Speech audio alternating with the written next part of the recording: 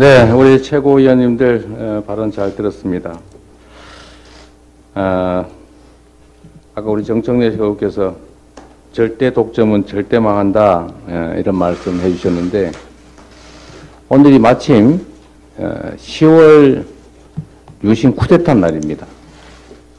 절대 권력은 절대 망한다 이 말씀으로 제가 좀 바꿔서도 될지 모르겠습니다. 지금 경제가 어렵습니다. 이자율은 날로 치솟고 있고 국민들의 삶은 점차 도탄에 빠지고 있습니다.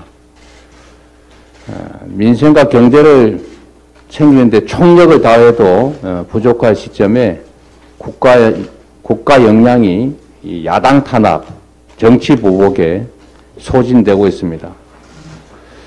권력은 국민으로부터 온 것입니다. 국민을 위해서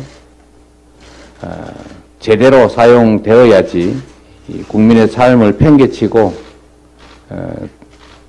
정치적인 탄압에 소진하는 것은 우리 권력의 본래 역할을 저버리는 것이어서 그에 상응하는 책임이 반드시 주어진다는 점을 기억해야 할 것입니다. 지금 전 세계적으로도 어렵지만 대한민국 경제와 민생이 매우 어려운 상황에서 한반도 평화에 또 하나의 먹구름이 몰려오고 있습니다. 국가는 국민의 생명과 안전을 그리고 국민의 더 나은 삶을 위해서 존재하는 것입니다. 국민의 생명과 안전을 지키는 안보는 어떤 이유로도 악용돼서는 안 됩니다. 특히 남북관계가 적대적 공생관계로 되돌아가서는 안 된다는 과거의 경험을 되살려야 될 때가 된 것 같습니다. 북한이 지금 최근 계속 무력 도발을 하고 있습니다. 한반도에 그리고 동북아의 평화와 안정이 크게 위협받고 있습니다. 민주당은 거듭 북한의 무력 도발을 강력하게 규탄하는 바입니다.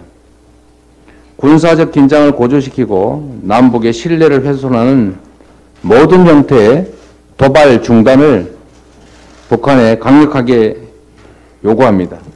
도발로 얻을 수 있는 것은 없다라는 점을 직시하기 바랍니다. 경제를 챙겨야 합니다. 민생을 정부가 책임져야 합니다. 정치가 책임져야 합니다. 전기차에 이어서 이 반도체가 상당히 큰 위험을 맞고 있습니다.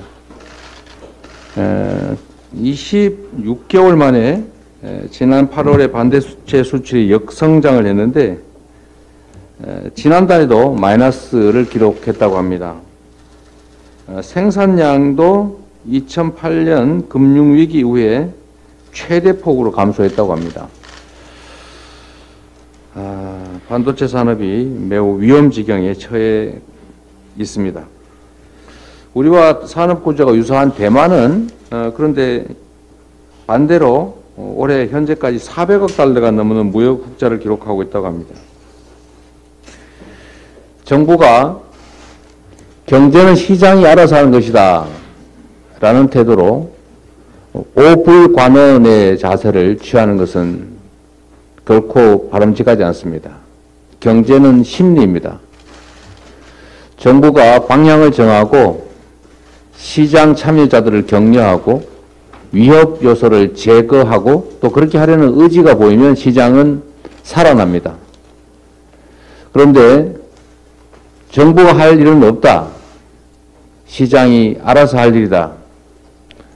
약을 먹기보다는 고름은 골마 터질 때까지 기다려야 되는 것이다.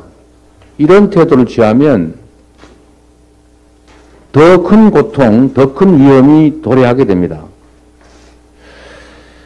시장의 위협을 제거하기 위한, 어려운 상황을 제거하기 위한 구체적이고 또 현실적인 노력이 반드시 필요합니다. 제가 지난주에 바이든 대통령을 비롯해서 미국 조야의 주요 인사들에게 IRA, 즉 인플레이션 감축법 개정을 요청하는 서한을 발송했습니다.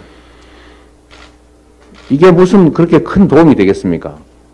그러나 할 수 있는 일이 그것밖에 없으니 그것이라도 하는 것입니다. 이런 작은 노력들과 의지들이 모이면 성과들이 생겨날 수 있을 것이라고 믿습니다. 할 수 있는 일을 우리 야당 입장에서 최선을 다해서 하겠습니다.